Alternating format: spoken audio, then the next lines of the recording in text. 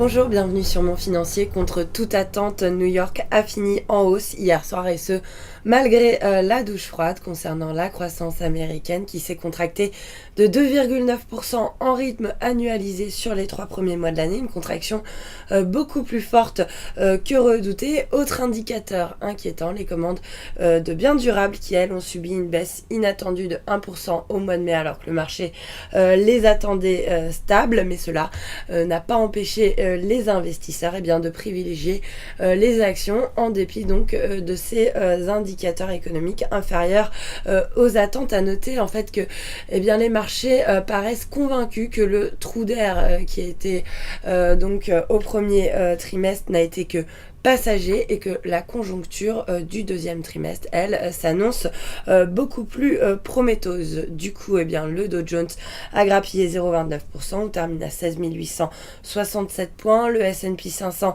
s'adjuge également 0,49% à 1959 points, alors que le Nasdaq, de son côté, progresse de 0,68% à 4379 points. À Tokyo, le Nikkei, lui, termine en légère hausse de 0,27%. On recolle au-dessus des 15 300 points. Nikkei qui a été soutenu par la bonne tenue de New York. À noter également que Hong Kong et Shanghai s'adjugent 0,9%. Taïwan prend 1%. Bombay 1,42%. Séoul 0,53%. Et Sydney 1,14%. Et puis du côté de l'Europe, les marchés d'actions devraient ouvrir en hausse dans le sillage de la progression de Wall Street et des marchés asiatiques. Le CAC, lui, qui a terminé en baisse hier, devrait tenter donc un rebond technique dans les premiers échanges et s'adjuger donc 0,3% pour ouvrir autour des 4473 points. Voilà ce qu'on pouvait dire avant l'ouverture. Restez avec nous, très bonne journée.